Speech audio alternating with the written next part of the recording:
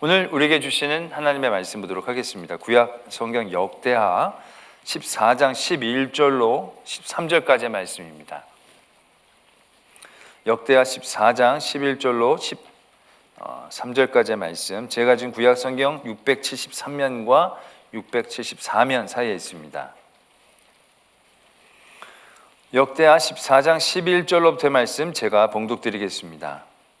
아사가 그의 하나님 여호와께 부르짖어 이르되 여호와여, 힘이 강한 자와 약한 자 사이에는 주밖에 도와줄 이가 없사오니 우리 하나님 여호와여, 우리를 도우소서. 우리가 주를 의지하오며 주의 이름을 의탁하옵고 이 많은 무리를 치러 왔나이다. 여호와의 주는 우리 하나님이시오니 원하건대 사람이 주를 이기지 못하게 하옵소서 하였더니 여호와께서 구스 사람들을 아사와 유다 사람들 앞에서 치시니 구스 사람들이 도망하는지라. 아사와 그와 함께한 백성이 구스 사람들을 추격하여 그랄까지 이르매 이에 구스 사람들이 엎드러지고 살아남은 자가 없었으니 이는 여호와 앞에서와 그의 군대 앞에서 패망하였음이라. 노력한 물건이 매우 많았더라. 아멘. 하나님의 말씀입니다. 사람이나 공동체나 강한 점이 있고 또 연약한 점이 있습니다. 사람들은 그 연약한 점에 많은 신경을 쓰지요. 연약한 점을 보완하기 위해 애를 씁니다. 아니면 연약한 점들이 사람들에게 들키지 않기 위해 숨기는데 또 많은 애를 쓰게 되어집니다. 하나님께서는 우리들에게 주시는 그 연약함을 어떻게 이기기를 원하시는지, 극복하기를 원하시는지 오늘 우리에게 주시는 말씀을 통하여 한번 보고자 합니다. 오늘 보면 아사왕의 말씀입니다. 아사왕에 대한 말씀인데요, 이 아사왕의 나라는 남유다입니다. 아시겠지만 이스라엘이 한 통일국가로 있다가 10지파, 2지파로 나누어집니다.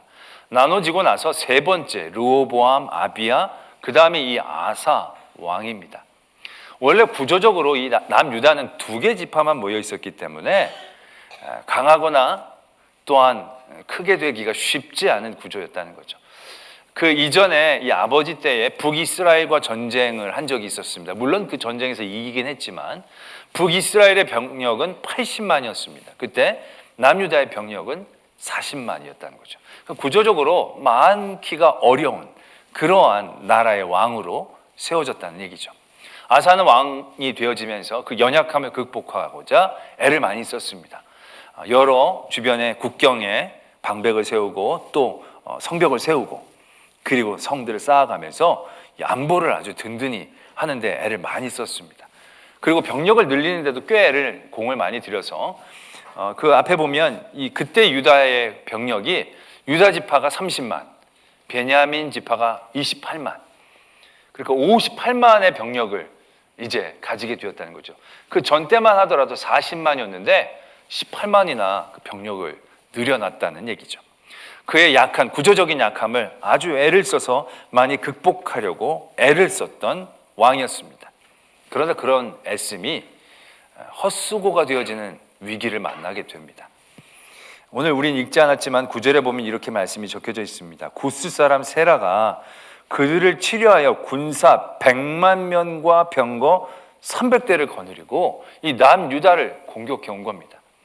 원래 작았기 때문에 좀 더 강해지려고 애를 쓰고 힘을 썼습니다.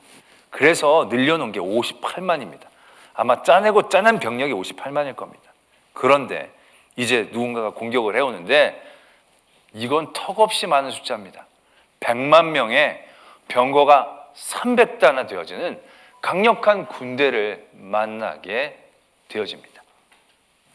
성경은 자기의 연약함을 극복하려는 우리들의 노력 앞에 그 노력이 얼마나 연약한 노력인가를 이렇게 만나게 해준다라는 얘기죠. 이 아사왕의 상황뿐만이 아닙니다. 우리가 잘 아는 야곱을 보면요, 야곱은 둘째로 태어났습니다. 태생적으로 늘 2등으로 살 수밖에 없는 구조에서 태어난 것이죠. 장자가 될 수도 없고 장자가 받을 수 있는 모든 그런 권리를 누릴 자격 자체가 없었습니다. 그런데 어떻게 했습니까? 야곱은 그 약점을 극복하기 위해 애를 씁니다. 그래서 형에게 장자권도 사게 됩니다. 그리고 형이 받을 축복 기도도 아버지를 속이면서까지 받아내게 됩니다. 어떻게 보면 그에게 없었던 약점을 다 그가 채운 것처럼 보여집니다. 장자에 대한 권리, 장자가 받는 기도까지 받았습니다. 그러나 그의 노력은 어떠한 결과로 나타나게 됩니까? 결국 그 집에서 도망칠 수밖에 없는 상황을 만들어 놓았다는 거죠. 어떻게든 그 상황을 벗어나고자 안간힘을 썼지만 그에게 다가온 결과는 그렇게 만족스러운 결과가 아니었다라는 얘기죠. 비슷한 예로 모세도 있습니다. 모세는 애굽의 왕자로 자랐습니다. 그러나 그건 태생적으로 히브리인의 모습을 감출 수는 없다는 얘기죠. 그는 애굽의 왕궁에서 살았을 때에도 늘 그런 약점에 열등감을 조금씩 갖고 있었을 것입니다. 민족에게는 애굽의 사람으로 자라는 것에 대해서, 애굽 사람들에 대해서는 태생적인 약점에 그는 늘 눌렸을 것입니다. 어떻게든지 좀 벗어나려고 안간힘을 쓰다가 보니까 그는 그의 민족이 있는 곳으로 종종 나갔던 것 같습니다. 그의 민족을 보려고 나갔다가 그의 민족이 애굽 사람들에게 억울하게 당하는 걸 보고 인간적인 방법으로 그것들을 해결하려고 했죠. 그런데 결과는 의외로 나타납니다. 애굽 사람은 그렇다고 치더라도 자기 동족에게서까지 인정을 받지 못하는 자신을 발견하게 되죠. 동족을 도우려고 그 약점을 어떻게든 극복하려고 그렇게 나갔는데 알아주지를 않는 겁니다. 결국 그도 도망할 수밖에 없었다는 것을 우리는 잘 알고 있습니다. 하나님께서는 우리에게 주신, 우리가 겪고 있는 모든 연약한 그 자리에서 우리가 그것을 극복하기 위해 안간힘 쓰고 애쓰는 그런 모든 모습 가운데에서 더 큰 하나님의 은혜를 만나기를 원하신다는 거죠. 우리가 애써서 극복하는 모습이 중요한 게 아니고 그 자리에서 하나님의 은혜를 경험하는 것들을 보여주시기를 원하신다는 얘기죠. 그래서 하나님은요, 말씀 가운데서도 보면요, 연약한 자를 강하게 만들어서 일을 이루시거나 없는 자를 막 많이 줘서 하나님의 일들을 사용하시는 방법을 쓰시기보다는요, 그대로의 모습에서 하나님의 일들을 이루신다는 것이죠. 가장 대표적인 분이 바로 예수님이십니다. 예수님이 이 땅에 내려오셔서 하나님의 일들과 역사들을 어떻게 이루어 나셨습니까? 인간의 연약한 몸을 입고 이제 이 땅에 내려오셨는데, 이 땅에 내려오셔서 갑자기 몸이 막 하나님의 아들로 강해져가지고 사람들 앞에 히어로처럼 하나님의 일들을 하게 하신 게 아니에요. 그에게 어떠한 0.01의 강함도 더 원하고 더 주시려고 하신 게 아니었다는 거죠. 정작 예수님께서 하나님이 맡겨주신 일들을 강하게 하실 수 있었던 그런 모든 자리는요, 연약함의 자리였어요. 그래서 말씀은 그 사역을 이렇게 묘사하고 있지 않습니까? 그가 징계를 받음으로 우리가 평화를 얻었고, 그가 채찍에 맞음으로 우리가 나음을 입었도다. 우리가 예수 그리스도의 은혜로 나음을 얻었는데, 치유함을 얻었는데, 그 치유함은 어떻게 얻었는가? 예수님이 막 그 화타로 변화해가지고 막 우리를 고친 게 아니란 얘기예요. 예수님이 가장 연약한 모습 그대로 채찍에 맞으셨을 때 우리가 나음을 입었다라는 거예요. 사람들이 예수 그리스도를 붙잡고 끌고 갈 때 그 연약한 모습은 사람들에게 나타내기 굉장히 부끄럽고 숨기고 남기고 싶지 않은 그런 모습일 수도 있습니다. 그러나 우리의 죄로부터의 자유함은 어디에서부터 시작한 것입니까? 예수님이 죄 없이 그들에게 끌려가는 그 연약한 모습, 그 모습 가운데에서 하나님의 역사가 이루어졌다는 사실들을 우리는 분명히 떠올려야 한다는 것이죠. 하나님 그렇게 하실 수 없어서가 아니라는 것이죠. 하나님이 하나님의 일들을 어떻게 이루시는가를 우리에게 몸소 보여주셨다는 사실입니다. 가장 연약하고 가장 비천하고 가장 부끄럽고 가장 수치스러운 그 자리에서 하나님은 하나님의 일을 이루셨다는 것이죠. 다윗이 골리앗을 이겼을 때를 우리는 한 번 더 그려볼 필요가 있습니다. 다윗이 골리앗을 이겼을 때 다윗의 모습이 어떠했습니까? 다윗이 장군이 되어서 골리앗과 싸운 것입니까? 병사가 되어져서 골리앗과 싸운 것입니까? 아니에요. 연약한, 아직 전쟁을 해본 적도 없는 그 연약한 목동, 사람들이 가장 부끄럽게 가장 낮게 생각하는 그러한 모습이었을 것이, 감히 전쟁터에 나오기도 부끄러운, 스스로도 나서기 부끄러운 모습일 수 있을 거예요. 내가 목동인 줄 알면 나를 무시할 텐데, 나가기도 전에 내가 부끄러워서 죽을 터인데, 그래서 어떻게든 좀 감춰보려고 갑옷도 입고 칼도 차보고 병사인 척 장군인 척 하면서 나가고 싶어하는 그런 욕망들이 분명히 많은 사람들에게 있었을 것이에요. 사람들은 그렇게 다윗을 만들어 주려고 했어요. 꿀리지 않게, 연약해 보이지 않게. 그러나 다윗이 골리앗을 이겼을 때 모습은 어떤 모습입니까? 목동 그대로였어요. 사람들이 알아주지 않고 인정하지 않은, 어떻게 보면 굉장히 부끄러운 모습 그대로였어요. 더 이상의 것들을 가질 필요가 없었어요. 칼도, 창도, 방패도, 투구도 그에겐 필요 없었어요. 그가 갖고 나간 것은 다 그 목동이었던, 가장 연약한 그 자리에서 갖고 있었던 그것이에요. 가방, 돌팔매할 수 있는 제구, 그리고 가다가 돌멩이. 그게 골리앗을 이기게 하시는 하나님이 다윗을 사용했던 모습 그대로였다라는 사실이죠.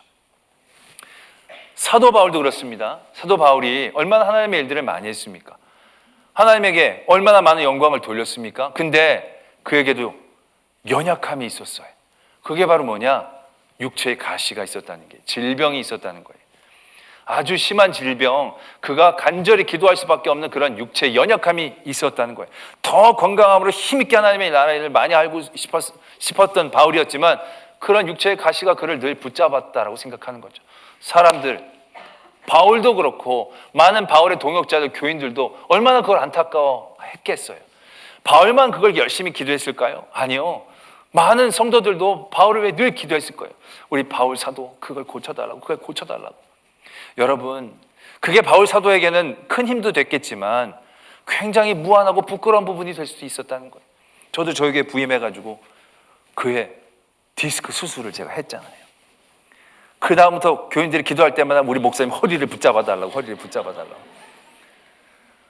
아니, 물론 그래서 고맙기도 하지만 그런 기도를 드릴 때마다 왠지 사람 무시 못하는 것 같아가지고 얼마나 죄송한지 몰라요. 내가 그 걱정을 괜히 시켜가지고, 내가 아프지만 않았어도 교인들이 그럴 텐데, 아유 좋아하고 우리 목사님 더 열심히 하게 해달라 그럴 텐데 뭘 붙잡아달라, 뭘 낳게 해달라, 아유 자기 병들도 많은데 내 병 때문에 그렇게 마음이 너무 부담이 되는 거예요. 뭐 그런 교회는 없겠지만, 아유 지 허리도 아픈데 남의 허리는 어떻게 고친다고, 아이고 이럴까봐 걱정이 되기도 하고. 사도 바울도 그럴 수 있을 거라는 얘기죠. 기적도 행하고 병도 고치고 막 불같은 능력으로 나갔는데, 왜 자기 병은 저렇게 못 고쳐? 그것만 고치면 날아다닐 텐데 왜 자기 이름 자기가 못하지? 아마 그러한 어떠한 비아냥거림에 대한 부담감들도 분명히 있을 수 있었을 것이라는 얘기죠. 그래서 바울 열심히 연약함을 극복하려고 기도했어요. 근데 하나님이 바울의 연약함 가운데 바울에게 어떻게 반응하십니까? 그 연약함을 벗어나거나 연약함을 강함으로 바꿔서 극적으로 낫게 해주셔서 막 간증을 막 하게 그러한 거리를 주신 게 아니에요. 오히려 그런 가운데 하나님 그대로 두셨어요. 연약함 그대로. 그리고 바울에게 깨닫게 해주신 거예요. 그 연약함 부끄러운 것이 아니다. 연약함 악함이 아니다. 연약함 내 은혜가 족해지는 하나님의 자리이다. 하나님은 바울에게 그러한 깨달음을 주시고 또한 우리에게도 그러한 깨달음을 주고 계신다라는 사실입니다. 우린 이 세상에서 살 때 자신의 연약함 많이 부끄러워하죠. 숨기기를 원하고 이것만 바뀌면 내 삶이 굉장히 바뀔 것 같은 그런 많은 기대와 함께 절망을 같이 가지고 살아갑니다. 왜? 우리 연약함이라는 게 애쓰고 힘써서 바꿔질 수 있는 게 많지 않거든요. 그대로 내가 짊어져야 될 연약함이 참으로 많거든요. 그런 자리에 우리는 늘 절망하고 원망하고 잊고 애쓰려고 부단히도 노력을 하죠. 그러나 우리의 연약함을 메꾸기 위해 우리가 애쓰고 덮고 그래서 얼마나 덮을 수 있습니까? 얼마나 거기서 화려해질 수 있겠습니까? 얼마나 만족해질 수 있겠습니까?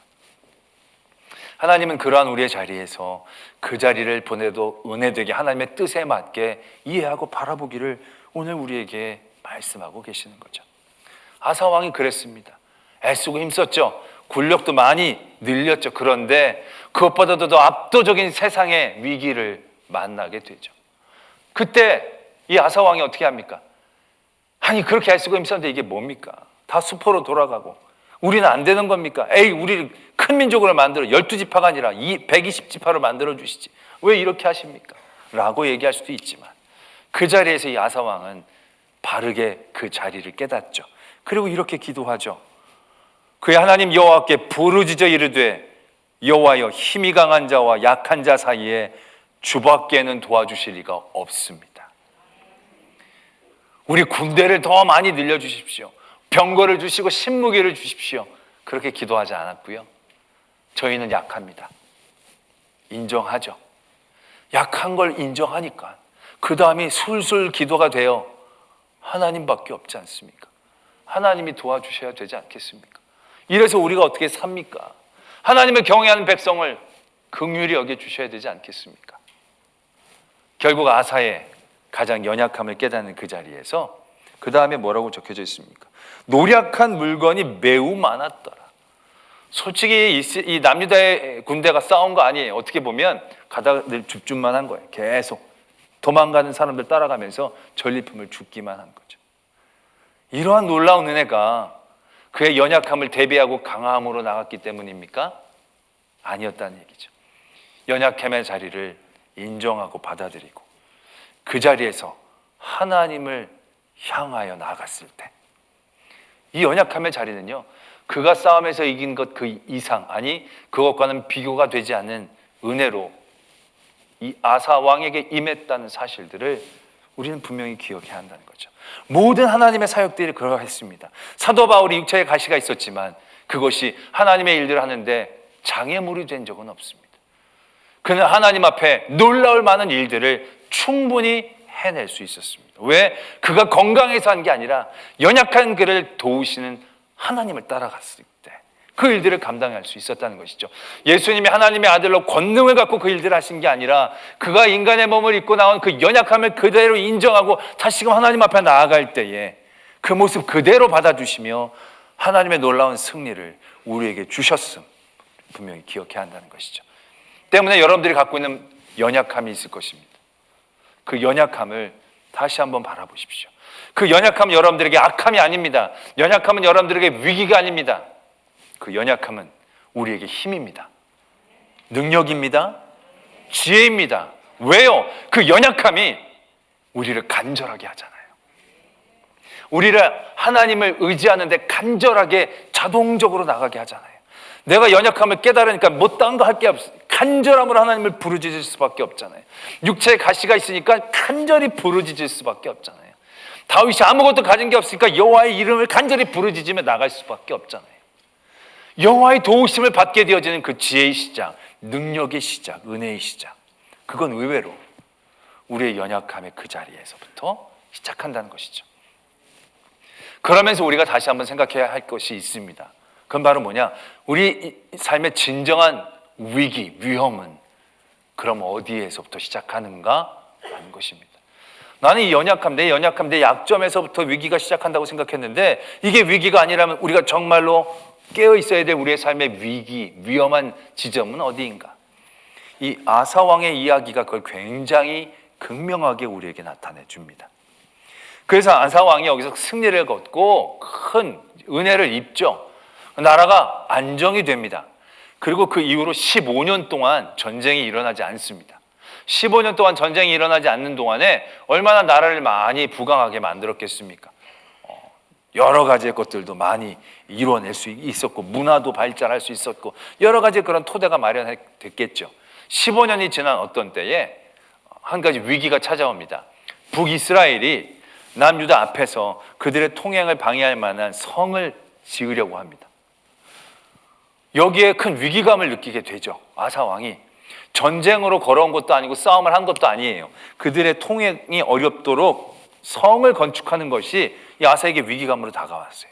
그런 위기 가운데 아사가 어떻게 그 위기를 해결을 했냐면요, 자기 왕궁에 있는 돈을 다 모읍니다. 은과 금을 다 모아서 북이스라엘 위쪽에 있는 아람 왕에게 그 돈을 보냅니다.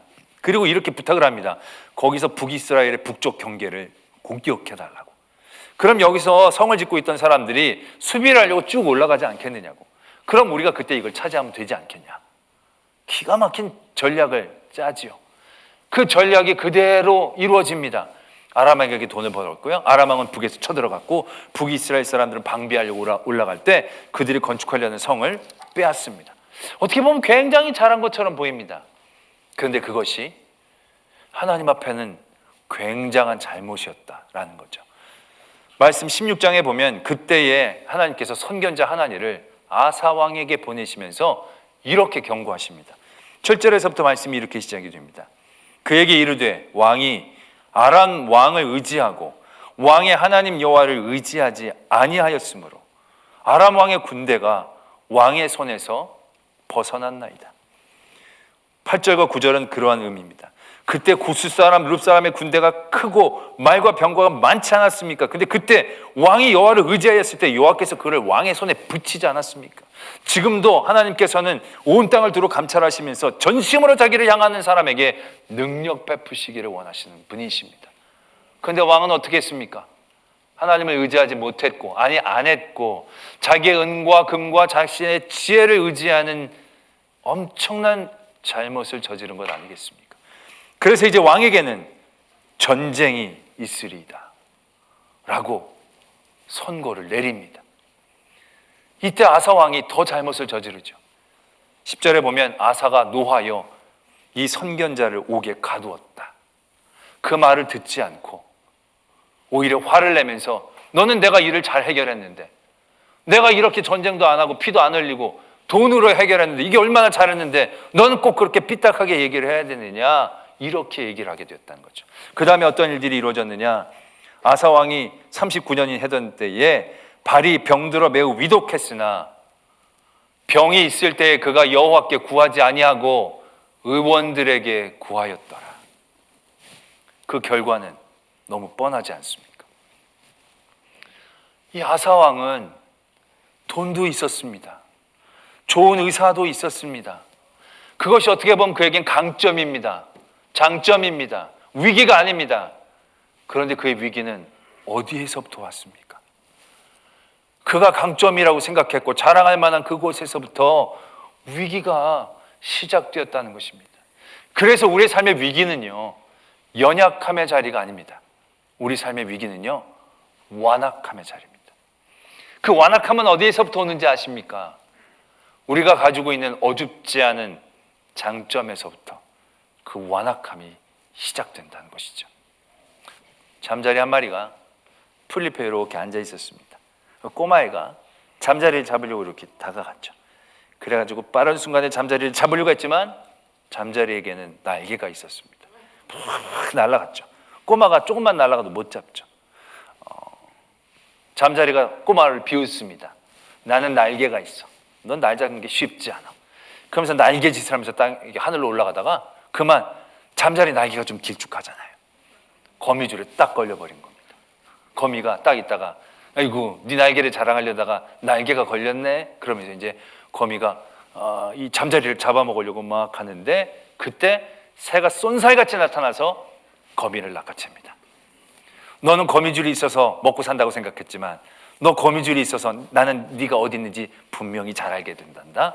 그러면서 거미를 맛있게 먹었다는 얘기입니다. 무엇을 의미합니까?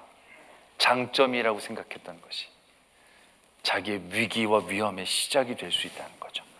날개가 있다는 건 좋지만 날개 때문에 결국 거미줄에 걸린 거고, 거미줄로 먹고 살지만 거미줄 때문에 결국 거미는 나 여기 있습니다라고 얘기하고 사는 거랑 크게 다를 바가 없다는 거죠.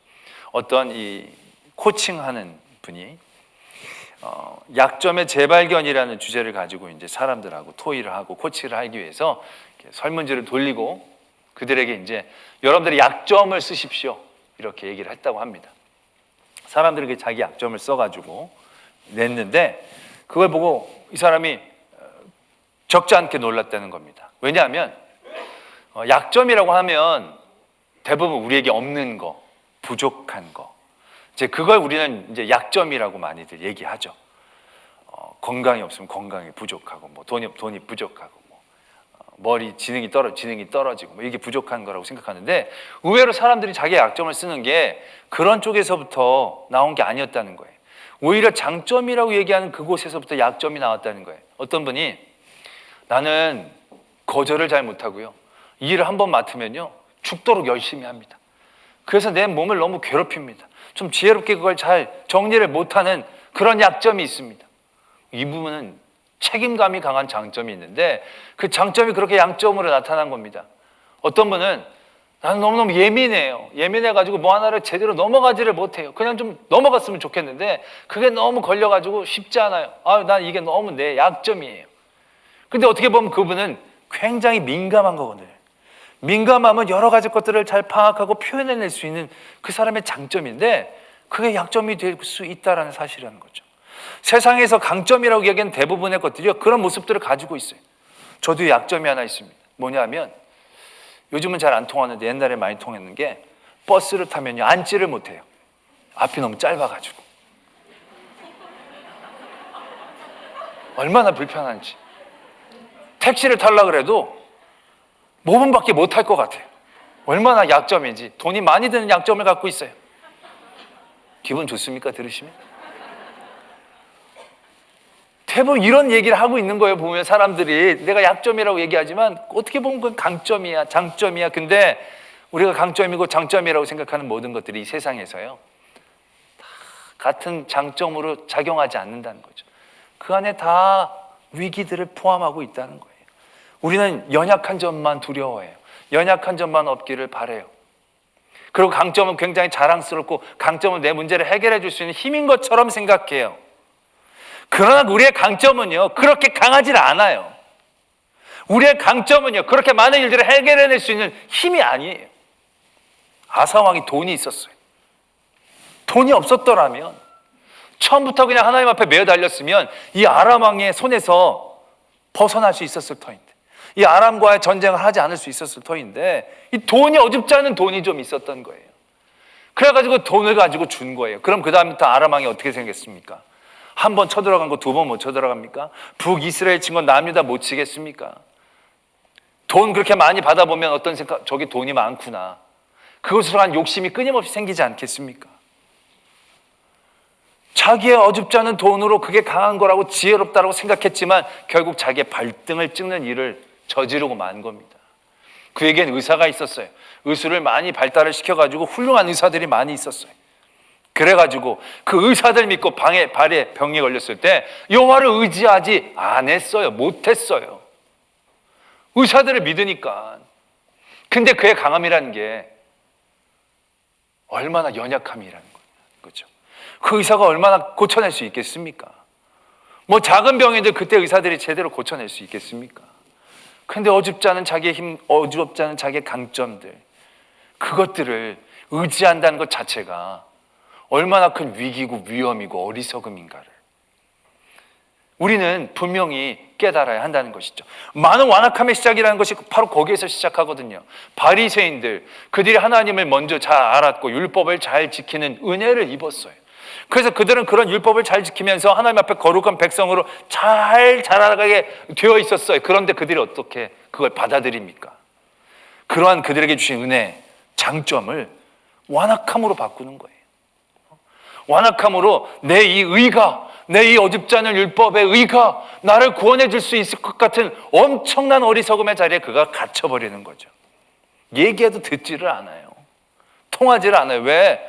자기가 강한데, 자기가 똑똑한데, 자기가 의로운데. 근데 그것이 얼마나 어리석은가. 우리의 강함이 하나님의 도우심 앞에 얼마나 영향력을 발휘할 수 있겠습니까? 우리의 지혜가 하나님의 계획 앞에 얼마나 몇 프로나 이해해낼 수 있겠습니까? 우리가 아무리 애를 쓰고 세상에서 가장 강한 사람이고 가장 완벽한 사람이라고 할지라도 우리의 완벽함은 한 이 정도밖에 되지 않을 거예요. 아니, 이 정도도 안 될 거예요. 제가 허리가 아파서 더 못 굽힌, 여기가 최대한 딱 여기.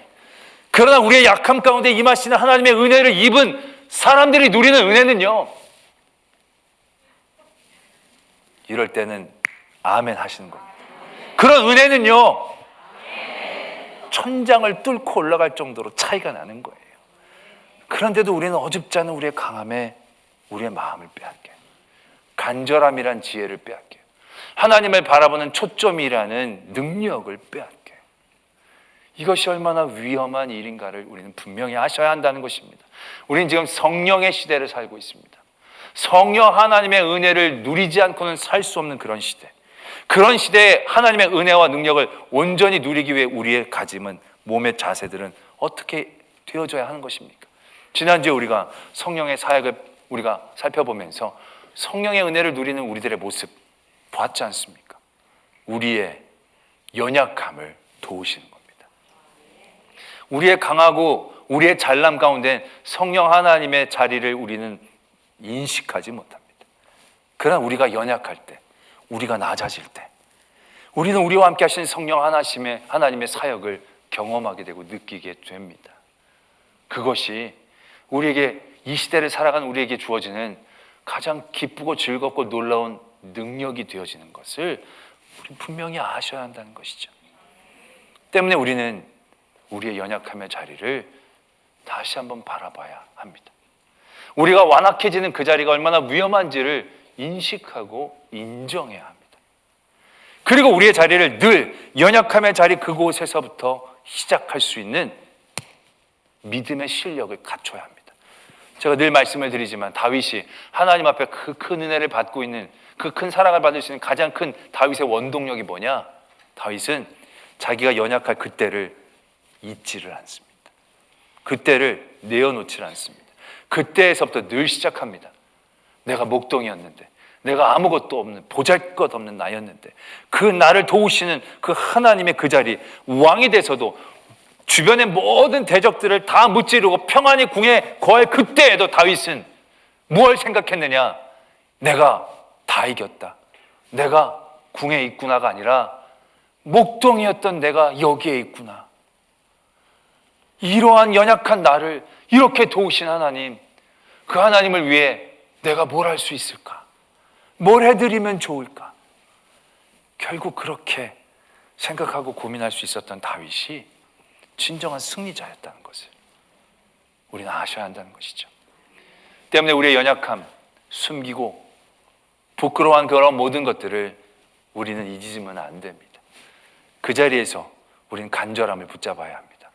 그리고 그 자리에서 벗어났다 할지라도 그 자리에서 벗어나게 해주신 하나님의 그 은혜를 우리는 기억하고 집중해야 한다는 것이죠.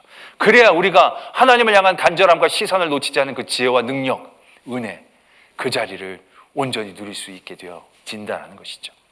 오늘 이 아사왕의 이야기들을 바라보면서 뒤에 있는 아사왕이 아니라 이 처음 자신의 연약함을 깨닫고 하나님을 부르짖었던 그 자리에 우리의 삶의 자리가 있기를 원합니다.